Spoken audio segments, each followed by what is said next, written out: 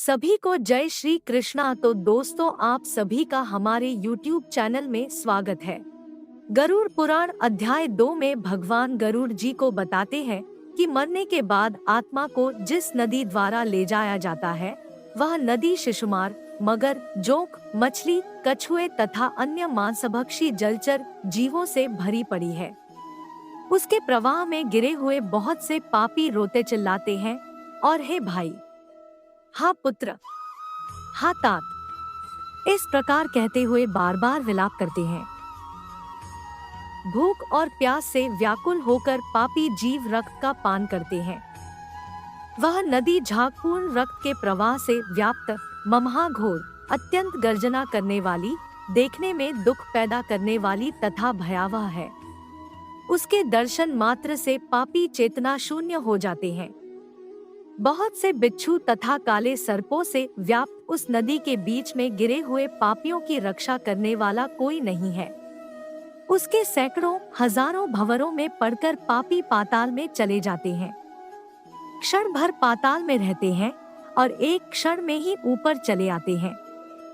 हे खग, वह नदी पापियों के गिरने के लिए ही बनाई गई है। उसका पार नहीं दिखता। वह अत्यंत दुखपूर्वक करने योग्य तथा बहुत दुख देने वाली है। इस प्रकार बहुत प्रकार के क्लेशों से व्याप्त अत्यंत दुखप्रद यममार्ग में रोते चिल्लाते हुए दुखी पापी जाते हैं। कुछ पापी पाश से बंधे होते हैं और कुछ अंकुश में फंसाकर खींचे जाते हैं और कुछ शस्त्र के अग्रभाग से पीठ में छेदते हुए ले जाए जाते हैं। कुछ नाक के अग्रभाग में लगे हुए पाश से और कुछ कान में लगे हुए पाश से खींचे जाते हैं। कुछ काल पाश से खींचे जाते हैं और कुछ कौ से खींचे जाते हैं। वे पापी गर्दन, हाथ तथा पैर में जंजीर से बंधे हुए तथा अपनी पीठ पर लोहे के भार को ढोते हुए मार्ग पर चलते हैं। अत्यंत घोर यमदूतों के द्वारा मुद्गरों से पीटे जाते हुए वे मुख से रक्त वमन करते हुए तथा वमन किए हुए रक्त को पुनः पीते हुए जाते हैं। उस समय अपने दुष्कर्मों को सोचते हुए प्राणी अत्यंत ग्लानि का अनुभव करते हैं और अतीव दुखित होकर यमलोक को जाते हैं। इस प्रकार यममार्ग में जाता हुआ वह मंदबुद्धि प्राणी हा पुत्र, हा पौत्र, इस प्रकार पुत्र और पौत्रों को पुकारते हुए हाय हाय इस प्रकार विलाप करते हुए पश्चाताप की ज्वाला से जलता रहता है। वह विचार करता है कि महान पुण्य के संबंध से मनुष्य जन्म प्राप्त होता है। उसे प्राप्त कर भी मैंने धर्माचरण नहीं किया। यह मैंने क्या किया? मैंने दान दिया नहीं, अग्नि में हवन किया नहीं, तपस्या की नहीं, देवताओं की भी पूजा की नहीं, विधि विधान से तीर्थ सेवा की नहीं। अत हे जीव, जो तुमने किया है उसी का फल भोगो। हे देही, तुमने ब्राह्मणों की पूजा की नहीं, देव नदी गंगा का सहारा लिया नहीं, सत्पुरुषों की सेवा की नहीं, कभी भी दूसरे का उपकार किया नहीं। इसलिए हे जीव, जो तुमने किया है अब उसी का फल भोगो। मनुष्यों और पशु पक्षियों के लिए जलहीन प्रदेश में जलाशय का निर्माण किया नहीं। गौओं और ब्राह्मणों की आजीविका के लिए थोड़ा भी प्रयास किया नहीं। इसलिए हे देही, तुमने जो किया है उसी से अपना निर्वाह करो।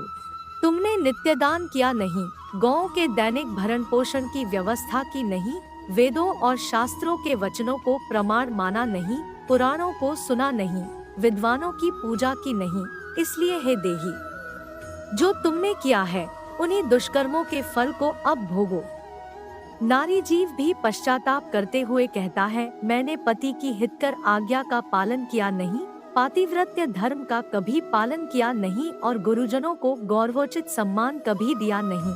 इसलिए हे देहिन, जो तुमने किया उसी का अब फल भोगो। धर्म की बुद्धि से एकमात्र पति की सेवा की नहीं और पति की मृत्यु हो जाने पर वहने प्रवेश करके उनका अनुगम किया नहीं, वैधव्य प्राप्त करके त्यागमय जीवन व्यतीत किया नहीं। इसलिए हे देहिन, जैसा किया उसका फल अब भोगो।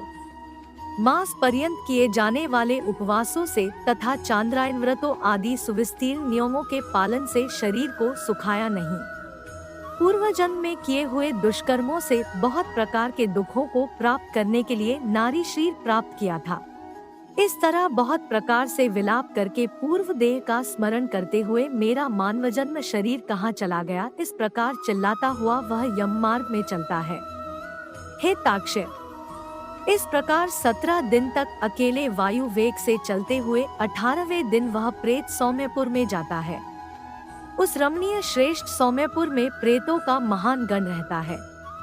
वहाँ पुष्पभद्रा नदी और अत्यंत प्रिय दिखने वाला वटवृक्ष है। उस पुर में यमदूतों के द्वारा उसे विश्राम कराया जाता है। वहाँ दुखी होकर वह स्त्री पुत्रों के द्वारा प्राप्त सुखों का स्मरण करता है। वह अपने धन, नृत्य और पौत्र आदि के विषय में जब सोचने लगता है तो वहाँ रहने वाले यम के किंकर उससे इस प्रकार कहते हैं, धन कहाँ है, पुत्र कहाँ है, पत्नी कहाँ है, मित्र कहाँ है, बंधु बांधव कहाँ है। हे मूढ़, जीव अपने कर्मोपार्जित फल को ही भोगता है, इसलिए सुदीर्घ काल तक इस यम मार्ग पर चलो। हे परलोक के राही, तू यह जानता है कि राहगीरों का बल और संबल पाथेय ही होता है, जिसके लिए तूने प्रयास तो किया नहीं। तू यह भी नहीं जानता था कि तुम्हें निश्चित ही उस मार्ग पर चलना है और उस रास्ते पर कोई भी लेन देन हो नहीं सकता। यह मार्ग के बालकों को भी विदित रहता है। हे मनुष्य, क्या तुमने इसे सुना नहीं था? क्या तुमने ब्राह्मणों के मुख से पुराणों के वचन सुने नहीं थे? इस प्रकार कहकर मुद्गरों से पीटा जाता हुआ वह जीव गिरते पड़ते दौड़ते हुए बलपूर्वक पाशों से खींचा जाता है। यहाँ स्नेह अथवा कृपा के कारण पुत्र पौत्रों द्वारा दिए हुए मासिक पिंड को खाता है। उसके बाद वह जीव सौरपुर को प्रस्थान करता है। उस सौरपुर में काल के रूप को धारण करने वाला जंगम नामक राजा रहता है। उसे देखकर वह जीव भयभीत होकर विश्राम करना चाहता है।